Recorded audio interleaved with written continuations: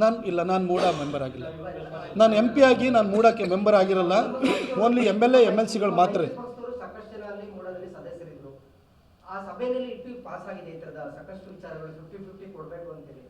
But ಈಗ ಚರ್ಚೆಗೆ ಬರ್ತಾ ಇದೆ ಹಗರಣ ಅಂತ ಹೇಳ್ತೀರಿ. ಆ ಸಭೆ ಒಳಗಡೆ ತೀರ್ಮಾನ ಆಗಿದೆ ಇಷ್ಟೊಂದು. ಈಗ ಏನಾಗುತ್ತೆ ಅಂತಂದರೆ ನಾಗೇಂದ್ರಣ್ಣನು ಅದಕ್ಕೆ ಮೆಂಬರ್ ಇದ್ದರು, ಆಗ ರಾಮದಾಸಿಯವರು ಮೆಂಬರ್ ಇದ್ದರು. ಸಮಸ್ಯೆ ಏನಾಗುತ್ತೆ ಅಂತಂದರೆ ಯಾವ ಫೈಲ್ ಕಾನೂನು ರೀತಿಯ ಇಂಥವ್ರಿಗೆ ಇದು 50% 50-50 ರೇಷಿಯೋದಲ್ಲಿ ಸೈಟ್ ಕೊಡಬೇಕು ಅನ್ನೋದು ಫೈಲ್ ಬರುತ್ತೆ. ಅದನ್ನೇ ಎಲ್ಲರೂ ನ್ಯಾಯಯುತವಾಗಿ ಅದನ್ನು ಫೈಲ್ ಕೆಳಗಡೆಯಿಂದ SLAOದಿಂದ ಅಲ್ಲಿವರೆಗೂ ಬಂದು WA ಹತ್ರ ಬಂದುಬಿಟ್ಟು ಕೊನೆಗೆ ಕಮಿಷನರ್ ಸೈನ್ ಆಗಿ ಫೈಲ್ ತೊಗೊಂಬಂದು ಇಡ್ತಾರೆ. ಅದು ಯಾರಿಗೆ ಕೊಡ್ತಾಯಿದ್ದಾರೆ, ಇದು ಅಕ್ರಮವಾಗಿ ಕೊಡ್ತಾಯಿದ್ದಾರೆ ಅಂತ ಒಂದೊಂದು ಫೈಲೂ ಕೂಡ ಒಂದು ಮೀಡಿಯಮ್ ಮೀಟಿಂಗ್ಗಳು 6 ತಿಂಗಳು 9 ತಿಂಗಳಿಗೆ ಒಂದೊಂದು ಮೀಟಿಂಗ್ ನಡೀತವೆ. ಒಂದೊಂದು ಸರಿ ಫೈಲ್ಗಳು 600-700 ಫೈಲ್ ಬರ್ತವೆ. ಎಲ್ಲ ಫೈಲ್ಗಳನ್ನು ತೊಗೊಂಬಂದು ಮೆಂಬರ್ಸಿಗೆ ಅದನ್ನು ಸ್ಕ್ರೂಟಿನಿ ಮಾಡಿ ಅಂತ ಮೊದಲೇ ಕೊಡಲ್ಲ. ಬರೀ ಅದರೊಳಗಡೆ ಏನು ಒಂದು ಬುಕ್ಲೆಟನ್ನು ಮಾಡಿಕೊಡ್ತಾರೆ, ಇಂಥದ್ದು 50-50 ರೇಷಿಯೋದಲ್ಲಿ ಇಂಥವ್ರಿಗೆ ಕೊಡ್ತೀವಿ ಅಂತ ಕೊಟ್ಟಿರ್ತಾರೆ ಹೊರತು ಅದು ಕಾನೂನುಬದ್ಧವಾಗಿ ಕೊಡ್ತಾರೋ ಇಲ್ವೋ ಅಂತ ಚೆಕ್ ಮಾಡೋದಕ್ಕೆ ಇಡೀ ಎಂಟೈರ್ ಫೈಲ್ ಕೊಡಲ್ಲ. ಹಾಗಾಗಿ ಅವ್ರಿಗೂ ಗಮನಕ್ಕೆ ಬಂದಿರಲ್ಲ. ಹಾಗಾಗಿ ಅದು BJP ಸರ್ಕಾರ ಇರುವಂಥ ಸಂದರ್ಭದಲ್ಲೇ ಅದು ನಡೆದಿದ್ರೂ ಕೂಡ ಅದನ್ನು ಯಾರೂ ಕೂಡ ಅಲ್ಲಿ ಸದಸ್ಯರಾಗಿರುವಂಥವ್ರು ಕೂಡ ಸಂಪೂರ್ಣವಾಗಿ ಫೈಲ್ ಹೋಗಿರಲ್ಲ. ಅದ್ರ ಬಗ್ಗೆ ಕೂಲಂಕಷವಾಗಿ ಅವರು ಕೂಡ ಅದನ್ನು ಯೋಚನೆ ಮಾಡೋದಕ್ಕೆ ಅವಕಾಶ ಆಗಿರಲ್ಲ. ಆ ಸಂದರ್ಭದಲ್ಲಿ ಇದು ಸಂಭವಿಸಿದೆ. ಆದರೆ ತಗೊಂಡಿರೋ ವ್ಯಕ್ತಿಯವರಿಗೂ ಗೊತ್ತಿರುತ್ತಲ್ವ, ಇದು ಲ್ಯಾಂಡ್ ಲೂಸರ್ಸ್ ನಾವಲ್ಲ ಅಂತ ಗೊತ್ತಿದೆಯಲ್ವ. ಲ್ಯಾಂಡ್ ಲೂಸರ್ಸ್ ಯಾರೋ ಒಬ್ಬರು ತೊಗೊಂಬಂದಿದ್ದಾರೆ, ಹಾಗಾಗಿ ಅದ್ರ ಮುಖಾಂತರವಾಗಿ ನಾವು ಪಡ್ಕೊಳ್ತಿದ್ವಿ ಅಂತ ಅವ್ರಿಗೆ ಗೊತ್ತಿರುತ್ತಲ್ವ. ಸಿದ್ದರಾಮಯ್ಯ ಸಾಹೇಬ್ರನ್ನ ನಾನು ವೈಯಕ್ತಿಕವಾಗಿ ನಾನು ಅವ್ರ ಬಗ್ಗೆ ಈ ಒಂದು ವಿಷಯದಲ್ಲಿ ನಾನು ಆರೋಪ ಮಾಡಲ್ಲ. ನಾನು ಸೈದ್ಧಾಂತಿಕವಾಗಿ ಹಿಂದೆನೂ ಹೇಳಿದ್ದೀನಿ, ಸೈದ್ಧಾಂತಿಕವಾಗಿ ಅಷ್ಟೇ ವಿರೋಧಿಸ್ತೀನಿ. ಸಿದ್ದರಾಮಯ್ಯ ಸಾಹೇಬ್ರ ಗಮನಕ್ಕೂ ಬರದಲ್ಲೇ ಅವ್ರ ಬಾಮ ಇದನ್ನೇ ಈ ಕೆಲಸನ ಮಾಡಿರ್ಬೋದು. ಆಗೋಗಿದೆ ತಪ್ಪು. ಅದನ್ನು ಒಪ್ಕೊಂಡ್ರೆ ಅವ್ರು ಚಿಕ್ಕವರಾಗಲ್ಲ, ದೊಡ್ಡ ಮನುಷ್ಯ ಆಗ್ತಾರೆ. ಯಾಕೆಂತಂದರೆ ಇದರಿಂದ ದೊಡ್ಡ ಹಗರಣ ಹೊರಗಡೆ ಬರುತ್ತೆ. ಮೈಸೂರಿಗೆ ನಮ್ಮ ಮೈಸೂರು ಅರ್ಬನ್ ಡೆವಲಪ್ಮೆಂಟ್ ಅಥಾರಿಟಿ ಏನಿದೆಯಲ್ಲ, ನಮಗೆ ಮೂಡಕ್ಕೆ ಸುಮಾರು 3-4 ಸಾವಿರ ಕೋಟಿ ರೂಪಾಯಿಯಷ್ಟು ಆದಾಯ ಬರುತ್ತೆ. ಅದಕ್ಕೆ ಕಾಳಜಿನ ಇಟ್ಕೊಂಡು ಮಾಡಲಿ ಅಂತ ನಾನು ಅಷ್ಟೇ ಕೇಳ್ತಾ ಇರೋದು. ಸರ್, ಲೀಗಲ್ ಸೆಲ್ ಅಂತ ಬಂದಿದೆ, ನೀವು ಹೇಳ್ತಾ ಇದ್ದೀರಿ ಲೀಗಲ್ ಸೆಲ್ ಅಂತಿದೆ, ವಕೀಲರಾಗಿರ್ತೀರಿ, ಅಲ್ಲಿ ಸರ್ಕಾರ ದುಡ್ಡು ಕೊಡ್ತೀರಿ. ಆ ಲೀಗಲ್ ಸೆಲ್ ಎಲ್ಲೂ ಪಾಸ್ ಆಗ್ತಾನೆ ಹೇಗೆ ಸರ್ ಇಷ್ಟು ದೊಡ್ಡ ಯೂಸ್ ಅಮೌಂಟ್ ಒಂದು ಹಗರಣ ಈಚೆ ಬರಲಿಕ್ಕೆ ಸಾಧ್ಯ ಆಗಿದೆ? ನೋಡಿ, ಈ ಥರ ಎಷ್ಟೋ ಪ್ರಕರಣಗಳು ಏನು ಸಂಭವಿಸಿದೆ. ಯಾವುದೋ ಸರ್ಕಾರಿ ಜಮೀನಿಗೆ ದಾಖಲಾತಿ ಸೃಷ್ಟಿ ಮಾಡ್ಕೊಂಡಿದ್ದಾರೆ, ಅದನ್ನು 50-50 ತೊಗೊಂಡಿದ್ದಾರೆ. ಅಲ್ಲಿ ಸದಸ್ಯರಾಗಿರೋರ್ಗೂ ಅದ್ರದ್ದೇನು ಅರಿವಿಗೆ ಬಂದಿರಲ್ಲ, ಆಗೋಗಿದೆ. ಯಾರು ಅದಕ್ಕೆ ರೆಸ್ಪಾನ್ಸಿಬಲ್ ಯಾರನ್ನ ಮಾಡಬೇಕು? ಅದರೊಳಗಡೆ ಯಾರು ಫೈಲನ್ನು ರೆಡಿ ಮಾಡ್ಕೊಂಬಂದ್ರಲ್ವ. ಹಾಗಾಗಿ ಆಳಕ್ಕೆ ಹೋಗಬೇಕಾಗುತ್ತೆ. ಕೆಳಗಡೆಯಿಂದ ಒಂದು ಕೇಸ್ ವರ್ಕರಿಂದಲೂ ಆಳಕ್ಕೆ ಹೋಗಬೇಕಾಗುತ್ತೆ. ಸಿದ್ದರಾಮಯ್ಯ ಸಾಹೇಬರು ಈ ಒಂದು ಸೈಟನ್ನು ಸರೆಂಡರ್ ಮಾಡಿ ಅದೊಂದು ನ್ಯಾಯಾಂಗೀಯ ತನಿಖೆಗೆ ಅವ್ರು ಕೊಡ್ತು ಅಂತಂದರೆ, ಅಥವಾ CBIಗೆ ಕೊಡ್ತೀವಿ ಅಂತಂದರೆ CBIಗೆ ಕೊಡಲಿ. ನ್ಯಾಯಾಂಗೀಯ ಕೊಟ್ಟರೆ ಕೊಡೋದ್ರಿಂದ ಮುಖಾಂತರವಾಗಿ ಅವರೇ ಒಂದು ಒಳ್ಳೆ ಮೇಲ್ಪಂಕ್ತಿನ ಹಾಕ್ಕೊಡ್ಬೋದು. ಈಗ ಕೊಟ್ಟರೆ ಯಾರು IAS ಅಧಿಕಾರಿಗಳು? ಅಲ್ಲಲ್ಲ, ಒಂದು ನಿಮಿಷ ನಾನು ಹೇಳ್ತಿರೋದು ಅಲ್ಲ, ಒಂದು ನಿಮಿಷ ಹೇಳ್ತೀನಿ. ಒಂದು ನಿಮಿಷ ನಾನು ಹೇಳ್ತಾ ಇರೋದು. ನಾನು ಮೊದಲು ಹೇಳಿದೆ, ಈಗ ಈಗ ನನ್ನ ಮೇಲೆ ಪ್ರಶ್ನೆ ಬಂದಿರಬೇಕಾದ್ರೆ ನಾನು ಅದನ್ನು ಸಮರ್ಥನೆ ಮಾಡಿಕೊಂಡು ಯಾವುದೋ ಒಂದು ತನಿಖೆಗೆ ಆದೇಶ ಮಾಡಿದೆ ಅಂತ ತಿಳ್ಕೊಳ್ಳಿ. ಅದರ ಅಧಿಕಾರಿಗಳು ಇದ್ದಾರೆ ಆ ಕಮಿಟಿ ಒಳಗಡೆ. ಹೆಂಗೆ ಈಗ ಒಬ್ಬ ರಾಜ್ಯದ ಮುಖ್ಯಮಂತ್ರಿಯೇ ಕಟಕಟಗೆ ಬಂದು ನಿಂತಿರಬೇಕಾದ್ರೆ ಅವರೇ ನೇಮಕ ಮಾಡಿರುವಂಥ ಸಮಿತಿ ಅವರ ತಪ್ಪನ್ನು ಮೊದಲು ಒಪ್ಕೊಳ್ಳದಿದ್ದರೆ ಅವ್ರ ವಿರುದ್ಧ ಹೆಂಗೆ ತೀರ್ಪನ್ನು ಅಥವಾ ಒಂದು ವರದಿನ ಕೊಡಲಿಕ್ಕೆ ಸಾಧ್ಯವಾಗುತ್ತೆ? ನಾನು ಅದಕ್ಕೆ ಹೇಳ್ತಿದ್ದೀನಿ, ಸಂತೋಷ್ ಹೆಗ್ಡೆ, N. ಕುಮಾರ್ ಇಂತಹ ಕ್ಯಾಲಿಬರ್ ಇರುವಂತಹ ಜಡ್ಜ್ಗಳಿತ್ತು ಅಂತ ಹೇಳಿದರೆ ಅವರು ಯಾರಿಗೂ ಲೆಕ್ಕಿಸಲ್ಲ. ನ್ಯಾಯಯುತವಾಗಿ ಅವರು ವರದಿಯನ್ನು ಕೊಡ್ತಾರೆ ಅಂತ ಕ್ಯಾಲಿಬರ್ ಇರೋರನ್ನ ಮಾಡಿ ಅಂತ ನಾನು ಕೇಳ್ತಾ ಇದ್ದೀನಿ ಅಷ್ಟೇ. ಈ ವಿಷಯದಲ್ಲಿ ಫಸ್ಟ್ ಸಿದ್ದರಾಮಯ್ಯನವರು ಮೇಲ್ಪಂಕ್ತಿ ಹಾಕ್ಕೊಡ್ಬೇಕು. ಫಸ್ಟು ಆ ಸೈಟ್ಗಳನ್ನು ಸರೆಂಡರ್ ಮಾಡಬೇಕು. ನಾನು ಸಿದ್ದರಾಮಯ್ಯನವ್ರ ಬಗ್ಗೆ ಕಾಳಜಿನ ಇಟ್ಕೊಂಡು, ಸರ್ ನಿಮ್ಮ ಬಗ್ಗೆ ಗೌರವ ಇಟ್ಕೊಂಡೆ ನಾನು ಹೇಳ್ತಾ ಇದ್ದೀನಿ. ಸರ್, ಈ ಒಂದು 16 ಸೈಟು ನಿಮ್ಗೆ ಏನಕ್ಕೆ ಬೇಕು ಸರ್ ಹೇಳಿ ಸರ್. ನಿಮ್ಮ ಏನಿದೆಯಲ್ಲ, ನಿಮ್ಮ ವರ್ಚಸ್ಸು ಅನ್ನೋದು, ನಿಮ್ಮ ವ್ಯಕ್ತಿತ್ವ ಅನ್ನೋದು ಈ ಒಂದು 16 ಯಕಶ್ಚಿತ್ ಸೈಟ್ಗಳ ಮುಖಾಂತರಕ್ಕೆ ಕಳ್ಕೊಳ್ಳೋಂಥಷ್ಟು ಸಣ್ಣದಲ್ಲ ಅದು. ನೀವೊಂದು ಕರ್ನಾಟಕದಲ್ಲಿ ಮೋಸ್ಟ್ ಪಾಪ್ಯುಲರ್ ಪಾಲಿಟಿಷಿಯನ್, ನೀವು ಮಾಸ್ ಲೀಡರು, ನೀವು ಈ ರಾಜ್ಯದ ಮುಖ್ಯಮಂತ್ರಿ.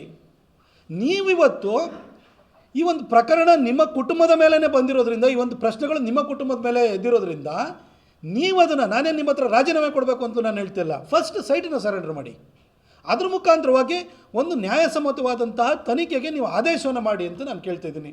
ಹಿಂದೆ ರಾಮಕೃಷ್ಣ ಹೆಗಡೆ ಅವರು ಮುಖ್ಯಮಂತ್ರಿ ಇರುವಂಥ ಸಂದರ್ಭದಲ್ಲಿ ಪತ್ರಿಕೆಗಳಲ್ಲಿ ಒಂದು ಸಣ್ಣ ಒಂದು ರಿಪೋರ್ಟ್ ಬಂತು ಅಂತ ಹೇಳಿದರೆ ಓದ್ಬಿಟ್ಟು ಆ್ಯಕ್ಷನ್ ತೊಗೊಳ್ಳೋಂಥವ್ರು, ಅಂಥ ಮೇಲ್ಪಂಕ್ತಿನ ಹಾಕ್ಕೊಟ್ಟಿರುವಂಥವ್ರು ಇದ್ದಾರೆ.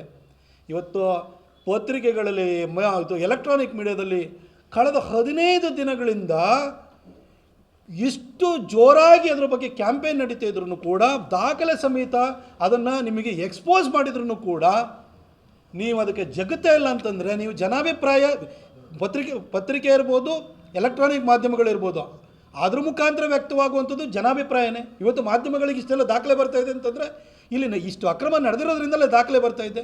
ಯಾರೋ ಲ್ಯಾಂಡ್ ಲೂಸರಿಗೆ ಸೇರಿದಂತಹ ಜಾಗಗಳು, ಅದನ್ನು ಯಾರೋ ಬೇರೆ ರೀತಿಯಲ್ಲಿ ಹೊಡ್ಕೊಂಡಿದ್ದಾರೆ. ಇಷ್ಟಾಗಿಯೂ ಕೂಡ ನೀವು ಅದಕ್ಕೆ ಜಗತ್ತಾ ಇಲ್ಲ, ಅದಕ್ಕೆ ನೀವು ಸ್ಪಂದಿಸ್ತಾ ಇಲ್ಲ ಅಂತಂದರೆ ಏನು ಸರ್ ಅರ್ಥ? ನಿಮ್ಮ ವ್ಯಕ್ತಿತ್ವ, ನಿಮ್ಮ ವರ್ಚಸ್ಸಿಗಿಂತ ಈ ಸೈಟ್ ದೊಡ್ಡದಾಯ್ತಾ ಸರ್? ದಯವಿಟ್ಟು ನೀವೇ ಅರ್ಥ ಮಾಡ್ಕೊಳ್ಳಿ sir. After MP election Pratap Simha ಅವರು ಸಿದ್ದರಾಮಯ್ಯ ಬಗ್ಗೆ ಸಾಫ್ಟ್ ಕಾರ್ನರ್ ಅಂತ ನಾನು ನಿಮಗೆ ಇಲ್ಲೇ ಹೇಳ್ತಾ ಇದ್ದೀನಲ್ಲ, ಸಾಫ್ಟ್ ಕಾರ್ನರ್ ಯಾವತ್ತಿಲ್ಲ. ಸಿದ್ದರಾಮಯ್ಯನವ್ರನ್ನ ಅವರು ಮೊದಲನೇ ಸಾರಿ ಮುಖ್ಯಮಂತ್ರಿ ಆಗಿದ್ದಾಗ ನಿಮಗಿದ್ದರೆ 2017ರಲ್ಲಿ ದಸರಾ ಉದ್ಘಾಟನೆ ಮಾಡಬೇಕಾದ್ರೆ ನಾನು ಹೇಳಿದ್ದೆ, ಮಾತು ಹೊರಟು ಆದರೆ ಮೃದು ಹೃದಯ ಅಂತ ಅವತ್ತು ನಾನು ಹೇಳಿದ್ದೆ. ಸಿದ್ದರಾಮಯ್ಯನವ್ರನ್ನ ನಾನು ವಿರೋಧಿಸೋದು ಸೈದ್ಧಾಂತಿಕವಾಗಿ ಅಂತ ನಾನು ಹೇಳಿದ್ದೀನಿ. ಇವತ್ತೂ ಕೂಡ ನಾಳೆ ಮೈಸೂರು ದಸರಾ ಬರುತ್ತೆ, ಕಡಾಖಂಡಿತವಾಗಿ ವಿರೋಧಿಸ್ತೇನೆ. ಟಿಪ್ಪು ಜಯಂತಿ ಮಾಡೋಕ್ಕೆ ಬರಲಿ ಇದು ನವಂಬರ್ನಲ್ಲಿ, ಕಡಾಖಂಡಿತವಾಗಿ ವಿರೋಧಿಸ್ತೀನಿ. ಆದರೆ ಸಿದ್ದರಾಮಯ್ಯನವ್ರ ಬಗ್ಗೆ ನಾನು ಇವತ್ತು ಕೂಡ, ಹಿಂದೆನೂ ಕೂಡ, ಇವತ್ತೂ ಕೂಡ ನಾನು ವೈಯಕ್ತಿಕ ದಾಳಿ ಮಾಡಿಲ್ಲ. ಈ ಸಂದರ್ಭದಲ್ಲೂ ಹೇಳ್ತಾ ಇರೋದು ಅವ್ರ ಬಗ್ಗೆ. ನಾನು ಅದಕ್ಕೆ ಹೇಳ್ತೀನಿ, ಗೌರವ ಕಾಳಜಿ ಎರಡೂ ಇಟ್ಕೊಂಡು ಹೇಳ್ತಾ ಇದ್ದೀನಿ. ಒಂದು ಒಳ್ಳೆ ಮೇಲ್ಪಂಕ್ತಿ ಹಾಕ್ಕೊಡಿ ಸರ್. ಹಿಂದಿನವರು ಅಂತ ನಾನು ಕೇಳ್ತಿದ್ದೀನಿ, ಹಿಂದೆ ಎಲ್ಲರೂ ಎಷ್ಟೇ ಜನ ಮುಖ್ಯಮಂತ್ರಿಗಳಾಗಿದ್ದಾರೆ ಅವರ ಆರ್ಥಿಕ ಸ್ಥಿತಿಯನ್ನು ಹೋಲಿಸಿದರೆ ಸಿದ್ದರಾಮಯ್ಯನವರು ನನಗೆ ಭ್ರಷ್ಟ ಅಂತ ಹೇಳಲಿಕ್ಕೆ ನನಗೆ ಇಲ್ಲಿವರೆಗೂ ಆಗಿರಲಿಲ್ಲ, ನನಗೆ ಮನಸ್ಸು ಬಂದಿರಲಿಲ್ಲ. ಆದರೆ ಇದು ಯಾಕೆ ಸುಮ್ಮನೆ ನೊಣ ತಿಂದು ಜಾತಿ ಕೆಡಿಸ್ಕೊಳ್ಳೋದು ಅಂತಾರಲ್ಲ, ಈ ನೊಣ ತಿಂದು ಯಾಕೆ ಜಾತಿ ಕೆಡಿಸ್ಕೊಳ್ತಾರೆ? ಅದಕ್ಕೆ ಹೇಳ್ತಾ ಇರೋದು ನಾನು, ಸರ್ ಇದನ್ನು ಬಿಟ್ಬಿಡಿ, ಇದು ಜಾತಿ ಕೆಡಿಸ್ಕೊಳಕ್ಕೆ ಹೋಗ್ಬೇಡಿ, ಇದನ್ನು ಸರೆಂಡರ್ ಮಾಡಿ ಅಂತ ಹೇಳ್ಬಿಟ್ಟು ಅವ್ರು ಗೌರವವಾಗಿ ಹೇಳ್ತಿದ್ದೀನಿ. ಅವರ ಸ್ಥಾನನೂ ಕೂಡ ರಾಜ್ಯದ ಮುಖ್ಯಮಂತ್ರಿ ಅವರು, ಅದಕ್ಕೋಸ್ಕರ ಗೌರವವಾಗಿ ಅವ್ರಿಗೆ ಹೇಳ್ತಾ ಇದ್ದೀನಿ. ಸರಿ, ಊಡಾದಲ್ಲಿ ಸಾಕಷ್ಟು ರಾಜ್ಯಾಧ್ಯಕ್ಷರು ಸೇರಿ ಬಿಜೆಪಿ JDS ಎಲ್ಲರೂ ಕೂಡ ಪ್ರತಿಭಟನೆ ಮಾಡಿದ್ರು. ಇವಾಗ ಪ್ರತಿಭಟನೆಗೆ ಪಾಲ್ಗೊಂಡಿದ್ದಾರೆ. ಈಗ ನನಗೆ ಯಾವಾಗ ರಿಯಾಕ್ಟ್ ಮಾಡಬೇಕು, ಏನನ್ನು ರಿಯಾಕ್ಟ್ ಮಾಡಬೇಕು ಅನ್ನೋದು ನಂದಿರ್ತದೆ. ನಾನೊಬ್ಬ ಇಂಡಿವಿಜುವಲ್ ಆಗಿ ಇದನ್ನು ನಾನು ತೊಗೊಳ್ತೀನಿ. ಆ ಸಂದರ್ಭದಲ್ಲಿ ನಾನು ಬೇರೆ ಓಡಾಟ ಇತ್ತು, ಡೆಲ್ಲಿನಲ್ಲಿ ನನ್ನ ಮನೆನ ಖಾಲಿ ಮಾಡಬೇಕಿತ್ತು, ಅಲ್ಲಿ ಬಿಲ್ಸನ್ನ ಕ್ಲಿಯರ್ ಮಾಡಬೇಕಿತ್ತು. ನನಗೆ VP ಹೌಸಲ್ಲಿ ನಾನು ಬೇರೆದೊಂದು ಮನೆನ ಬೇರೆಯವ್ರಿಗೆ ತೊಗೊಂಡಿದ್ರು, ಅದನ್ನು ಅಂದರೆ ಪಕ್ಷದಿಂದ ಅದನ್ನು ಬಳಸ್ಕೊಳ್ಳೋದಕ್ಕೆ, ಅದನ್ನು ಖಾಲಿ ಮಾಡಿಸ್ಕೊಡ್ಬೇಕಿತ್ತು. ನಾನು ಅದರದ್ದು ಓಡಾಟದಲ್ಲೇ ಇದ್ದೆ. ಯಾಕೆಂತಂದರೆ ನಾನು ಅದು ಮಾಡೋರ್ಗು, ಯಾಕೆಂದರೆ ನನಗೆ 3 ತಿಂಗಳಲ್ಲಿ ನನಗೆ ಬಂದು ನೋಟಿಸ್ ಕೊಟ್ಟು ವೆಕೆಟ್ ಮಾಡ್ತಾರೆ. ನಾನು ಜೂನ್ ಫಸ್ಟ್ ವೀಕಲ್ಲೇ ನನಗೆ ನೋಟಿಸ್ ಕೊಟ್ಟಿದ್ದರು. ಅದರದ್ದೆಲ್ಲ ಪ್ರಕರಣಗಳಿತ್ತು, ಅದಕ್ಕೋಸ್ಕರ ಅದನ್ನೆಲ್ಲ ಸಾಲ್ವ್ ಮಾಡಬೇಕಿತ್ತು. ಹಾಗಾಗಿ ಮುಗಿಸ್ಕೊಂಡು ನಾನು ಬಂದಿದ್ದೀನಿ. ಅದು ಪೊಲಿಟಿಕಲ್ ಜರ್ನಿನಾ? ಅಲ್ಲ ರೀ, ಅಲ್ಲ, ಒಂದು ತಿಳ್ಕೊಳ್ಳಿ, ನೀವೊಂದು ತಿಳ್ಕೊಳ್ಳಿ.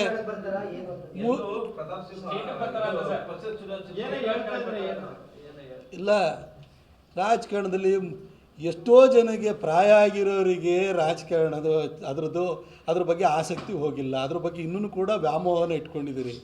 ನಾನು 10 ವರ್ಷ MP ಆಗಿರೋ ನಾನು ಜನರಿಂದ ತಿರಸ್ಕೃತ ಆಗಿಲ್ಲ. ಯಾವುದಾದ ಕಾರಣಕ್ಕೋಸ್ಕರವಾಗಿ ನನಗೆ ಟಿಕೆಟನ್ನು ತಪ್ಪಿಸಿರ್ಬೋದು, ಆದರೆ ಪ್ರತಿನಿತ್ಯನೂ ಹಾಗೇ ಇರಲ್ಲ. ನಾನು ಖಂಡಿತ ಬರ್ತೀನಿ. 10 ವರ್ಷ ನಾನು ಮಾಡಿರೋಂಥ ಕೆಲಸ ಇದೆಯಲ್ವಾ, ಇಷ್ಟೆಲ್ಲ ಕೆಲಸ ಮಾಡಿದ್ದೀನಿ. ನಾನು ಅವತ್ತು ಹೇಳಿದ್ದೆ, ಇಷ್ಟು ಕೆಲಸ ಮಾಡಿದ್ರೆ ಇನ್ನೊಬ್ಬರನ್ನ ತೋರಿಸಿ ಅಂತೇಳಿ ಹೇಳಿದ್ದೆ. ಕೆಲಸ ಮಾಡಿದ್ದೀನಿ, ಜನರ ಪ್ರೀತಿ ಇದೆ. ಜನರ ಪ್ರೀತಿ ಎಲ್ಲಿವರೆಗೂ ಇರ್ತದೆ ಅಲ್ಲಿವರೆಗೂ ಸಕ್ರಿಯವಾಗಿ ರಾಜಕಾರಣದಲ್ಲೇ ಇರ್ತೀನಿ. ಯಾವಾಗ ಏನು ಮಾಡ್ತೀನಿ ಪಾಲಿಟಿಕ್ಸಲ್ಲಿ, ಏನು ಮಾಡ್ತೀನಿ ಅಂತ ಯಾವತ್ತೂ ಹೇಳಬಾರ್ದು.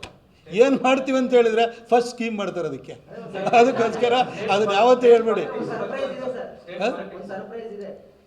ಏನಲ್ಲ ನೋಡಿ, ನಾನು ಆ ತಾಯಿ ಚಾಮುಂಡಿಯ ಪರಮ ಭಕ್ತ. ತಾಯಿ ಚಾಮುಂಡಿ ಇರೋದು ಸಿಂಹವನ್ನು, ವಾಹನ ಹೌದು. ಅವಳು ಕೈ ಬಿಡಲ್ಲ, ಏನಾದ್ರು ಒಂದು ದಾರಿ ತೋರಿಸ್ತಾಳೆ. ಇವತ್ತು ಏನೋ ಒಂದು ಸ್ವಲ್ಪ ಜೀವನದಲ್ಲಿ ಸ್ವಲ್ಪ ಏರುಪೇರುಗಳಾಗಿದ್ರೂ ಕೂಡ ಅವಳೇ ಒಂದು ದಾರಿನ ತೋರಿಸೋದಕ್ಕೆ ಒಂದು ಏರುಪೇರು ಮಾಡಿದ್ದಾಳೆ ಅಂತ ನಾನು ಭಾವಿಸ್ತೀನಿ. ಮುಂದಿನ ದಿನಗಳಲ್ಲಿ ಆಯಿತು. ನಾನು ಇವತ್ತು ನೋಡಿ, ಟ್ಯಾಕ್ಸಿ ಡ್ರೈವರ್ಸ್ ಕೇಳಿದರು, ನಾನೊಬ್ಬ ಇವತ್ತು MP ಇಲ್ಲ, ನನಗೆ ಅಧಿಕಾರ ಇಲ್ಲ ಅಂತ ನಾನು ಕೂತ್ಕೊಳ್ಳಿಲ್ಲ. ನಾನೊಬ್ಬ ಮೈಸೂರಿನ ಪ್ರಜೆಯಾಗಿ ಅವರಿಗೆ ಸ್ಪಂದಿಸುವಂಥ ಕೆಲಸ ನಾನು ಮಾಡಲೇಬೇಕು. ಆಮೇಲೆ ಮೈಸೂರಿಗೆ ನಾನು ಚಾಮುಂಡಿ ಬೆಟ್ಟದ ಅಭಿವೃದ್ಧಿ ದುಡ್ಡು ತಂದೀನಿ, ಎಕ್ಸಿಬಿಷನ್ ಗ್ರೌಂಡು ದುಡ್ಡು ತಂದಿದ್ದೀನಿ, ಏರ್ಪೋರ್ಟನ್ನು ಕೂಡ ಅಭಿವೃದ್ಧಿಗೆ ಲ್ಯಾಂಡ್ ಅಕ್ವಿಷನ್ಗೆ ಕಂಪ್ಲೀಟ್ ದುಡ್ಡನ್ನು ರಿಲೀಸ್ ಮಾಡಿಕೊಟ್ಟಿದ್ದೀನಿ. ಎಲ್ಲದ ಲ್ಯಾಂಡ್ ಅಕ್ವಿಷನು ಕೂಡ ಅಂತಿಮ ಹಂತಕ್ಕೆ ಬಂದಿದೆ. ಇವೆಲ್ಲ ನನ್ನ ಪ್ರಾಜೆಕ್ಟ್ಸ್ಗಳಿವು, ಅವು ಕಂಪ್ಲೀಟ್ ಮಾಡಿಸ್ತೀನಿ. ಯಾರು MP ಇದ್ದಾರೆ, ಯಾರಿದ್ದಾರೆ ಅದಕ್ಕೆ ನನಗೆ ಸಂಬಂಧ ಇಲ್ಲ. ಮೈಸೂರು ಮತ್ತು ಕೊಡಗಿನ ಜನ 10 ವರ್ಷ ನನ್ನ ಕೈ ಹಿಡಿದಿದ್ದಾರೆ, ನನಗೆ ಆಶೀರ್ವಾದ ಮಾಡಿದ್ದಾರೆ. ಅಧಿಕಾರ ಇರಲಿ ಬಿಡಲಿ, ಕೊಡಗು ಮೈಸೂರಿನ ಜನಕ್ಕೆ ನಿಯತ್ತಾಗಿ ಸೇವೆ ಮಾಡ್ತೀನಿ. ಕುಶಾಲನಗರದ 4 ಲೈನ್ ಇದೆ, 4 ಲೈನಿಂದ ಅಲ್ಲಿಂದ ಮುಂದೆ ಸಂಪಾಜಕ್ಕೂ ಕೂಡ ಅದನ್ನು ಎಕ್ಸ್ಟೆನ್ಷನ್ ಆಗಬೇಕು, ಅದನ್ನು ಅಪ್ರೂವಲ್ ಮಾಡಿಸಿದ್ದೀನಿ. ಔಟರ್ ಪೆರಿಫೆರಲ್ ರಿಂಗ್ ರೋಡಿಗೆ 10 ಕೋಟಿ ರಿಲೀಸ್ ಮಾಡಿಸಿರೋ ನಾನೇ. ನಿತಿನ್ ಗಡ್ಕರಿ ಅವ್ರಿಗೂ ನಾನು ಟಿಕೆಟ್ ತಪ್ಪೋಗುತ್ತೆ ಅಂತ ಮಾರ್ಚ್ 7ನೇ ತಾರೀಕು ಮೀಡಿಯಾದಲ್ಲಿ ಬಂದಾದ ನಂತರ 10ನೇ ತಾರೀಕು ಮೀಟಿಂಗ್ ಇಲ್ಲಿಗ ಮಹಾರಾಜ ಗ್ರೌಂಡಲ್ಲಿ ನಾವು ಸಭೆನ ಕರೆದು ಮಹಾರಾಜ ಗ್ರೌಂಡಲ್ಲೇ ನಿತಿನ್ ಗಡ್ಕರಿ ಅವ್ರ ಹತ್ರ ಆನ್ ದಿ ಸ್ಟೇಜ್ ಅಪ್ರೂವಲ್ ತೊಗೊಂಡಿದ್ದೀನಿ ನಾನು ಅದಕ್ಕೆ. ಡಾಕ್ಟರ್ ಮಹದೇವಪ್ಪನವರು ಕೂಡ ಅದಕ್ಕೆ ಸಹಕಾರನ ಕೊಟ್ಟಿದ್ದಾರೆ. ಇವೆಲ್ಲದನ್ನು ಕೂಡ ಮಾಡಿಸ್ತೀನಿ. ಅಷ್ಟೇ ಉತ್ತರ ಸಿಕ್ಕಿದೆಯಾ ಪ್ರತಾಪ್ ಸಿಂಹ ಅವರು? ಬಿಗ್ ಜರ್ನಲಿಸ್ಟ್ ಆದವರು, ವೆರಿ ಸ್ಟ್ರಾಂಗ್ ಜರ್ನಲಿಸ್ಟ್ ಇದ್ರಿ. ಒಂದು ಸಣ್ಣ ವಿಚಾರ, ಟಿಕೆಟ್ ಹೇಗೆ ತಪ್ಪು ಅನ್ನೋದು ನಿಮ್ಗೆ ಗೊತ್ತಾಗಿಲ್ಲ ಅಂದ್ರೆ ನಿಮ್ಮ ಅಭಿಮಾನಿಗಳಿಗೆ ಏನು ಮೆಸೇಜ್ ಹೋಗುತ್ತೆ? ಸಂದರ್ಭ ಬಂದಾಗ ಹೇಳೋದು. ಇವತ್ತು ಈ ವಿಚಾರ ಇಂಪಾರ್ಟೆಂಟು. ಇನ್ನೊಂದಿನ ನಾವು ನೀವು ಕುತ್ಕೊಂಡು ಆಟ ಒಂದು ವರ್ಷ ಆಗಲಿ ಅಂತ ಕಾಯ್ತವ್ರೆ. ನೀವು ಇನ್ನೂ ಸಿದ್ದರಾಮಯ್ಯ 3.5 ವರ್ಷ ಮುಖ್ಯಮಂತ್ರಿ ಆಗಿರ್ತಾರೆ ಅಂತ ಹೇಳ್ತಿದ್ರು. ನಂಗೆ ಗೊತ್ತಿಲ್ಲಪ್ಪ, ಅವ್ರ ಶಿಷ್ಯಂದಿರೆಲ್ಲ ಆಗಾಗ ಹೇಳಿಕೆ ಕೊಡ್ತಿರ್ತಾರಲ್ಲ, ಹಾಗಾಗಿ ನಾನು ಅದನ್ನು ಹೇಳಿದೆಪ್ಪ. ಡಿ.ಕೆ. ಶಿವಕುಮಾರ್ ಅವರು ಆಗ್ತಾರೆ ಅಂದರೆ ಖುಷಿನೇ, ಆಗಲಿಯಪ್ಪ. ಹಳೆ ಮೈಸೂರು ಭಾಗದವ್ರು ಇನ್ನೊಬ್ರು ಆಗ್ತಾರೆ, ನಮಗೇನು ಬೇಜಾರ ಇದೆಯಾ ಹೇಳಿ? ಕಾಂಗ್ರೆಸ್ಸಲ್ಲಿ ಯಾರಾದ್ರೂ ಕೂಡ ಆಗಲಾದ್ರೆ ನಮ್ಮ ಹಳೆ ಮೈಸೂರು ಭಾಗದವ್ರು ಇನ್ನೊಬ್ರು ಯಾರು ಆಗ್ತಾರೆ ಅಂದರು ನಮ್ಗೆ ಖುಷಿನೇ, ನಮಗೇನು ಬೇಡ ಅಂತ ಹೇಳಲ್ಲ. ಸಿದ್ದರಾಮಯ್ಯನವರು ಕೂಡ ಪಕ್ಷ ಬೇರೆ ಇರ್ಬೋದು, ಮೈಸೂರಿನವರು ನಮಗೆ ಖುಷಿನೇ ಇದೆ.